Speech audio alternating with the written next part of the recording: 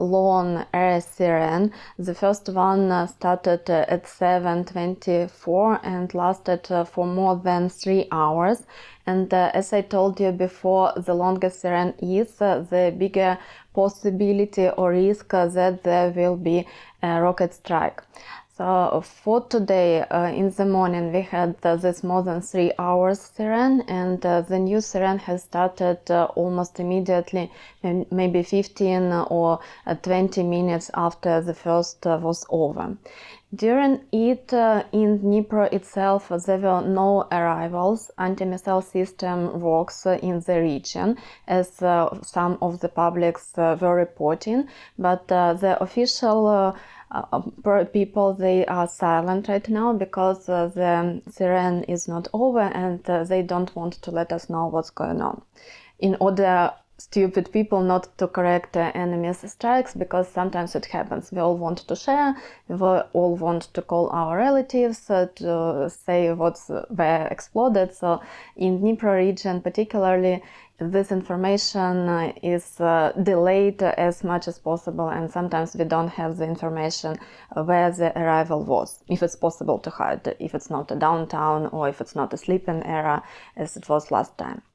And in many other regions, there were arrivals to the objects of energetic infrastructure. It means to the power stations. So now we have the second alert, which is electricity alert. And I hope I would have enough time to load this video. I wouldn't wait today, and I would try to load this video fast, because any moment there might be electricity shortcut.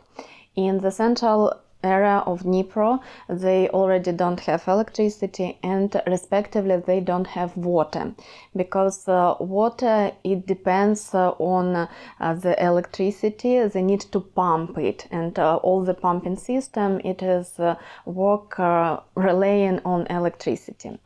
In some cities of Ukraine today, they reported that the electricity is already stopped, so there is a blackout, and they want people that they have 1 hour to fill containers, because the water also would stop to be given, because of this reserved electricity will be over.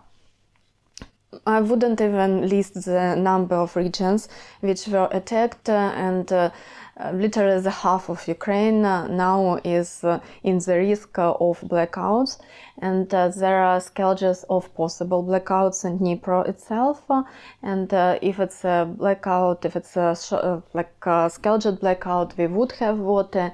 If it's a non-scheduled blackout connected to the next bombing, we wouldn't have water. So basically we wouldn't have neither water nor electricity, and the heating season in Dnipro hasn't started yet. That means that we wouldn't have heating as well, so it will be quite cold and dark in here. That's all directed to the civilian infrastructure. None of the military objects during these last 3 bombings were targeted, so only civilian power grids, only civilian power plants or power stations were targeted. And officials say that there are about 30, maybe 30 to 40% of the electrical system which was already damaged. Of course, we need to save, and we are saving energy as we can. They try not to put heat in.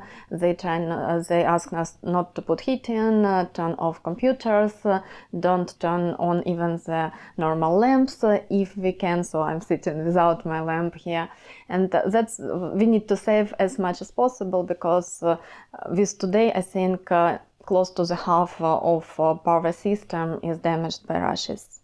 At the same time, probably saw the news that Ukrainian Army is quite close to Kherson, so I think in the next weeks Kherson would be liberated, it would be Ukrainian territory, and it is highly possible that all this terror against civilians, it is directed for us to give up, to be afraid, to stop fighting, which is not going to happen. Our official persons said that it only gives us more motivation to fight, and the mood of the people, it's also changing the direction of fighting more, of helping more, because people are getting angry, a lot of people starting to hate enemy, and we have a lot, it's getting more emotional, and people who before may say that okay, it's not my war, especially if they live in relatively safe zone, now they cannot say it. So now it's more mobilized, the society is more mobilized,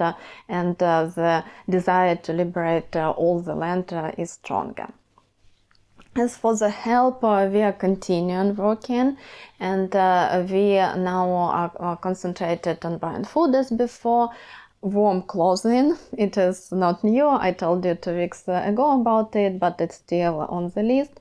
And also there are people from occupied Kherson and occupied Zaporizhia regions who have the possibility to come, not many, but it's newcomers. I was imagining that it should stop, but literally this week we had newcomers from Energodar. It is the city near the Zaporizhian nuclear power station east. And they also arrived in one car, 2 families, so they didn't have space to get any clothing, only things for children they were able to take. So that's we are helping such people. There are still more people coming who haven't received any help and who need to accommodate themselves in Dnipro. The big need now is for diapers for adults, diapers for children, winter clothing, all kinds of winter clothing, especially shoes, I would say, because things of big size, for some reason, I don't know why, but big size is something that they don't bring to the help point. And everything warm, blankets, also warm blankets, warm jackets, scarves, hats, all the things, they're on high, socks as well, they're on high demand now. And that's more or less the situation. You also in your comments asked me about the transportation system to and from Dnipro. It works without problems. The only thing is that when there is a siren, the trains are stopped in safe places, they are not moving. That means that trains, for example, can arrive with delays, but automobiles, buses, trains, all the transportation except air transportation is working, and if for any reason you need to come to Dnipro, it's no problem if you're already in Ukraine.